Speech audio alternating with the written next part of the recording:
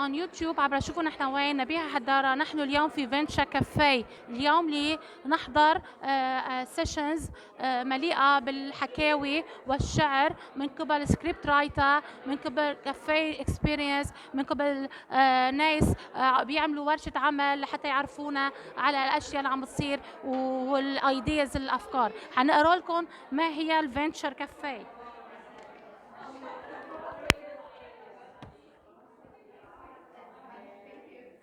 What did they say first? If we are working together, that will make us understand each other, appreciate each other, help each other. Okay. Okay, now.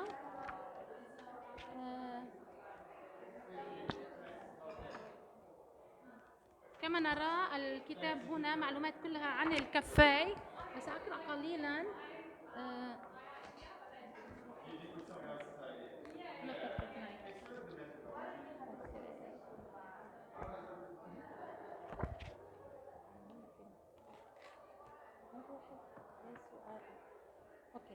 What did they say? Yes, you are an innovator too. We keep the definition of innovation broad on purpose because we believe that anybody can change the world when they are invited to try and are offered resources. That's why Venture Cafe is proud to welcome innovators of every expertise, background, nationality, and gender to our event, and why we internationally ask about a wide range of presenters, educators, and thinkers to lead our programming. Inclusion isn't just a buzzword here, it's the meaningful foundation for how to approach anything. The more people engage in innovation, the bigger the impact. كما رأينا سأتكلم باللغة العربية. هذا المكان يستقبل المثقفين الذين لديهم أفكار مثل شعراء أدباء مثقفين ليتكلموا هنا ويعرضوا أفكارهم في هذا المكان المفتوح لهم في كل خميس من الساعة 3 إلى 8. كنا مع فينتشا كافيه الانوفيتورز كما رأينا وتحدثنا معهم، والناس العاملين جميعا مبسوطين بهذا اللقاء كل خميس. معنا عمر. اوكي، نلتقي الان بعمر. رجع معي. طيب شو كما نرى المكان الان استراحه، وبعدها نلتقي مع سيمينا او سيشن هلا بعد شوي للشعر. اوكي بلش.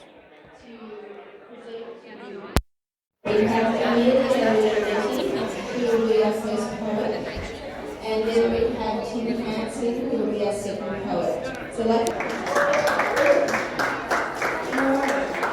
Hey everyone, my name is Emily Neddy. I am from Sydney. I have come to do my poetry tonight with you, so thank you all so much for coming. I'm APS Tasmanian State Farmers from 2018, and I go around doing gigs like that, so I'm just going to stop waffling on and just get straight to the poetry, because that's why you're here, right? Okay, so I wrote this first one like a couple of months ago, and I wrote it it was based on the concept of the 7 stages of grief. And I wrote it based on climate change because I thought, everyone's been talking about ecological grief and stuff like that, and I kind of based it on that concept. Anyway, this is the 7 stages of grief as told by climate change.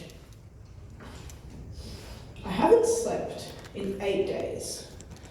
My parents always told me my scientific literacy was lacking, but my shoulders bear the weight of numbers and graphs chewed up and spat out and sticking together in pieces of anguish under headlines that scream and fall on ears that open and close like unsure flower buds, dependent on the impression of air.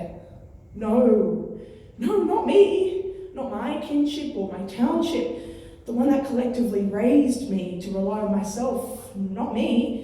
I was told a future stood tall above me, arms open, palms upward, golden glory in sunlit blindness. My mind wanders to 13-year-old me, who couldn't find a bin for her sandwich wrapper at school one lunchtime and let her plastic wrapper float to the ground.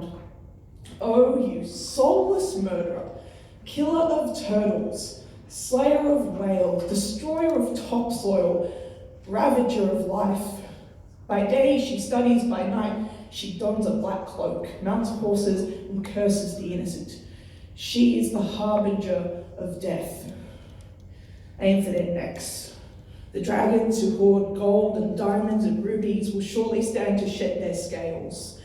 They breathe fire into miniature globes, to hold still in the pleasure of watching them blacken and whole, and watching islands peel away and meld with steely sharp-tongued oceans. Aim for their necks. Yesterday it rained. Today still it rains. I haven't moved from this bus stop in 2 hours, and I forgot my raincoat at home. Thoughts and umbrellas are like too much to carry. Maybe I like the way the chill caresses my unaccustomed skin. Maybe I just like being wet and dull and useless, a canvas for the wounded confusion of Mother Nature. Several buses pass. There is nothing poetic about pondering how many of their trips will choke a rainbow lorikeet. When the world dies in the blaze of fury and flame, I at least want to be devoured by its bitterness, wearing a gold band on my second finger. Gold melts and we melt and I melt. He looks in my eyes and I melt. He kisses me and I melt. And suddenly, flowers bloom on my future fiery grave. What world that fashions the fiercest men, fashions sweeping kisses and embraces from them? We lie in wait together. He places his palm on my chest upwards. I kiss his forehead. I glance furtively at the red flashing numbers. 9 days now. Thank you.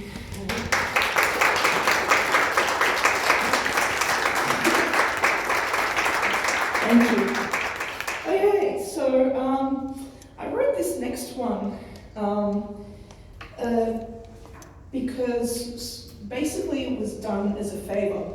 It was done because someone wanted queer poetry for their magazine, and that never really eventuated.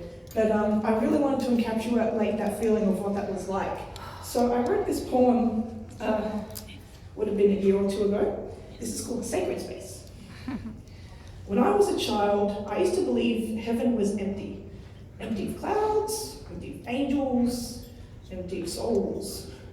But the touch of our lips one rainy afternoon convinced me that her hands and my hands in delicate femininity would entwine and create the sacred temple where the divine feminine herself would watch us in silence.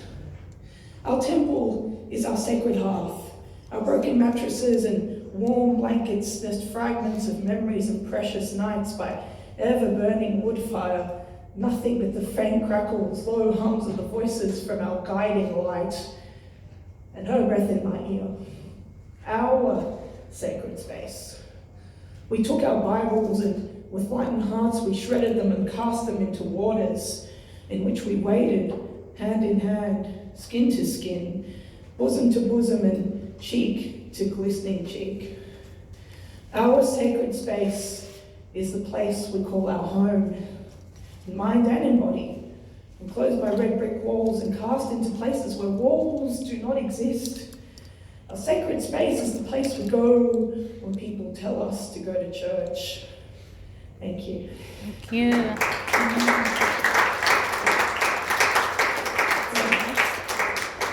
So I'm going to read you one last one. Nice. What's a really quick one I can do? So this is, okay. So this is one I wrote when I lived in Tasmania. And I lived in Tasmania for a little bit when my parents kind of dragged me there and I was like, no, stuff it and went back to Sydney. So yeah, it's called, it's about the Huon Valley. It's nice to go there, but living there kind of sucks. Anyway. Amongst the blackened ash that coats the peaks and troughs of Tasmania's Huon Valley lie my parents' dreams of living amongst an orchard. Basket of pink ladies crushed by a cider press and poured into a pint glass. My house was on top of a hill, in our backyard were chickens, in our neighbour's backyard were sheep, and then there was me, secured in the safety of my own bed. One morning, I looked at the ceiling. I tossed the covers over and I entered the bathroom. Fighting the smell of mould and mildew, I looked into the full-length mirror, speckled with paint, grime, and age. I unbuttoned my coat, fleecy and heavy, the colour of red delicious. It falls onto the floor beside me, crumbling into a heap. Without a second thought, I decided that now was the time to shed my southern skin like snakes do. So often I hold the feeling like a compass and pause and think, but never do. I lay down on the floor and looked at the ceiling. Cracks formed the shape of 3 large sails. With bricks and mortar, I conjured from nothing. I built a bridge over my head. I closed my eyes and listened. Tiny humans formed themselves from specks of dust, like Adam and Eve, and made a home between my ears. Behind my eyes, they hung up neon signs through cracks of my skull.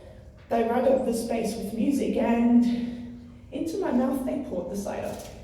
Basket of pink ladies, crushed by cider press, poured into a pint glass. Bottoms up. Thank you. Thank you. Very nice. Thank you very much, Nabiha. That was really interesting perspective there on Tasmania as well.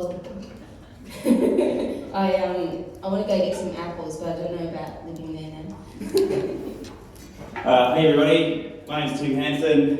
I'm very flattered to have been called a poet. I'm not a poet at all, really. I'm a songwriter and a big fat know-it-all. So I like to make sure that my songs have a message. And so this is a song that I wrote as part of a cabaret a couple of years ago. That's what I do. Do some cabaret, do some music theatre. I work with young people a lot. So last year I wrote a cabaret about the end of the world. And it's set in a bunker. And the people in the bunker are the worst human beings on the planet. And this is one of those songs. It's it'll reveal itself. Get some volume. Daniel, can you up the volume of music? Lots more volume. Great. So, you've been busy making art, and now has come the time to take your humble offering and share it online. The prospect of this fresh new meat leaves me salivating, and in the comments section is where I shall be waiting. I'll listen to your song, or read your work of fiction, but woe betide you shouldn't fail my standards of perfection. Armed with nothing more than online anonymity, I can easily divest myself of human decency. And though you've never met me, and I don't care who you are, I'll cut you down the side behind that Park avatar. These singers right, I've heard better sounds coming from the clinic floor of an abattoir. I find this kind of art is a great testament to mediocrity, don't you? So far, so dreadful. Perhaps we'll get lucky and go dead before the end of the song. Everything just sucks. Each day's a new adventure, a foray in my dominion. The YouTube comment section where I levy my opinion. Or perhaps I'll visit Reddit, or Facebook, or Yelp. Some may call it trolling, but I'm only trying to help. I'm blessed with guardian insight and Oscar Wilde's wit, so I know I'm right when I say something shit. And though my work's rewarding, sometimes it is a burden, making sure dissenting voices never get a word in. Now pardon me a moment, I've a job to do on Twitter, escalating flame wars till someone gets called Hitler. There, now that person will think twice, having an opinion different from mine. This room, right, kind of reminds me of an air conditioner's armpit. There's supposed to be another comment here, but I can't remember what it was, so I'll just add it instead.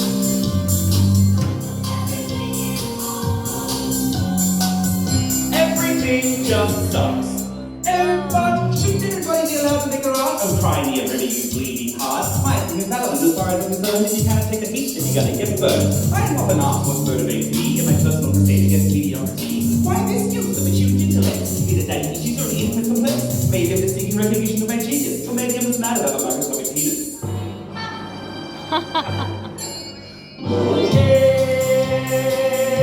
Everything is just awful.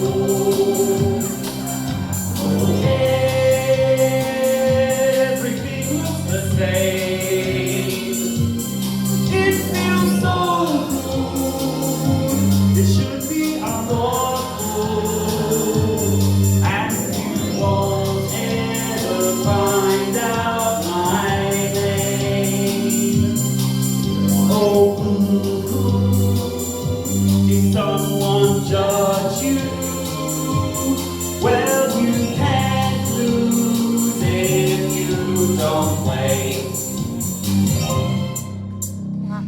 think that I'm a jerk, but has anybody noticed? Everyone contributes something to this modern opus. We judge each other's comments. We rank each other's rating. We hate each other's liking. And loathe each other's hating. So the internet will be just one big streaming match, where no one's making anything except each other mad. I'm at the very heart of it, the alpha and omega. This is how I'll make my mark, how I shall live forever. Sorry if I seem dramatic, petty or neglectful. So please leave comments, but please keep things respectful. As my grandmother once said to me, don't try, when you try, you fail. Still watching, hey? Just remember that masochism is no substitute for actual personality. Oh, I forgot the last comment. That doesn't matter because the song's over now.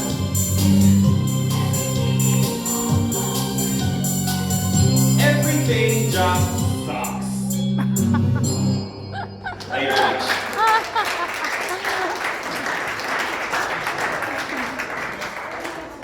Thank you very much, Tim. I'm never going online again after that.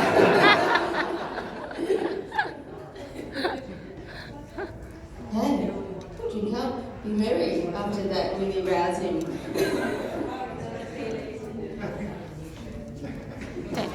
We have meeting Amelia. We just heard her what she's saying, her story and poetry. She wrote it. Hi, Amelia. Hi. How are you? Tell us about your life. Who are you? Where did you come from? How did you think about writing? Why you came here? Okay, so I came here to Venture Cafe because Omar invited me. Omar, my son? Yes. Oh, beautiful Omar, yeah.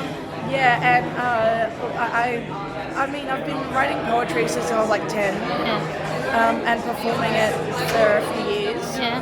And you know, I just like writing it, and I think getting up and doing it is really fun, and it's always good to reach out to a new audience and stuff like that. Yeah. And like really kind of touch people as well. And I hope I did that today. So. Did you try any newspaper, magazines to be? Oh yeah, like I've sent my stuff into journals and good magazines, and you know, a few have accepted. There was a paper in Adelaide that published me. Wow. They encourage you. Local newspaper? Local or? And international as well. Yeah, good. So, like Ireland and the US, and it's kind of amazing that, you know, I can get my work out to all these different places. It's really, really surreal sometimes. Did you think to be published in the book and do book launch party to meet everyone to see what you're doing or what you're writing? Oh yeah. But I've got to get a book out first. Yeah. Good. Yeah, I got to get a book out first because like it's just like I've always wanted to do a chapbook, but I haven't really gotten around to it. But soon, hopefully. Inshallah. I wish you all the best in your life. Thank I you. wish you to be a great writer. Thank you so much. Thank you. You watch me on YouTube. نشوفوا نحن وين. Omar will give you the link to watch my program about Australia. كمان نرى the person here we had Amelia. She used to say poems and tell us about her story. Yeah. Thank you very much. Lovely. I wish you all the best in your life. I wish you a great opportunity in your life. Thank you. Okay, Amelia, كمان نرى Venture Cafe. Beautiful place. اوكي كمان نرى الناس استراحة قليلة يتكلمون ويتحدثون مع بعضهم لحين نعرف السيشن القادم ما هو. Are we meeting today? My name is Manish. Manish? Where are you from, Manish? From Richmond. Why are you coming today? Well, I'm actually a little of a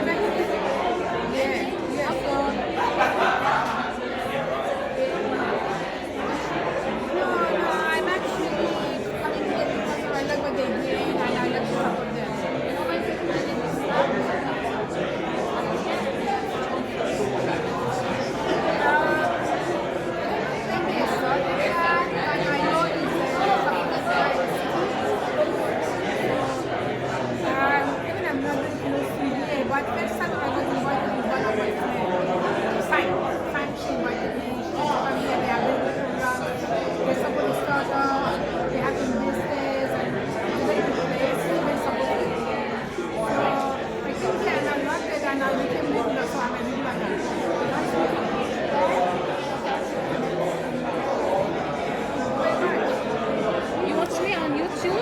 on YouTube. On YouTube. You ask Omar on YouTube. شوفوا نحن وين. Thank you. شوفوا نحن وين. Look where are we. Okay. Thank you. كما نرى الناس موجودين في كل مكان يتناقلون الأحاديث. وكما نرى أستراليا جمعتهم اليوم الشباب لمعرفة كل ما بين آرائهم. لننتقل الآن إلى الشباب الحلوين. Hi, how are you? Hello, good. How are Stay you? here. What's your name? I'm Nathan, from Venture Cafe. Okay, Venture Cafe. Why are you here today? I work here. Work so here. we're here every week, connecting innovators to make things happen. I love this idea, you know, I love it. I feel like I need it. I miss these things what you're doing here, you know? You miss what, sorry? You missed what you're doing here, Yeah, look, we're a unique platform that is open and accessible to anyone in the community who has an idea or is looking to learn and grow or is looking to help other people learn and grow. So that's all it really is. It's about connecting anyone who wants to further advance thinking, capacity, innovation, all together in the one place at the one time. Okay, thank you very much. You're Thank welcome. you. اوكي كما نرى الشباب متحمسين. عمر نجار موجود هنا يعمل ويساعد في الأجهزة ويتنقل من مكان إلى آخر لخدمة الناس أو الحاضرين. عن جد الاستقبال جميل جدا من الناس الحلوين الذين أتوا من كل مكان، دعوة من أصحابهم وأصدقائهم حتى يتعرفوا على ما يجري في فينتشر كافيه. Now نستمع إلى marketing, media, and video production as well. So Morgan, who's leading the session, is going to introduce it, and then we're going to do it in small groups because it is quite unique and crafted. So I'll hand it over to Morgan and explain how we're going to go through the process. Thank you. Hi everyone. Hi. I'm Morgan. I'm very interested in this kind of start with why storytelling process. Who here is familiar with the ideas around start with why and Simon Sinek? Hands up. Not everyone. Okay.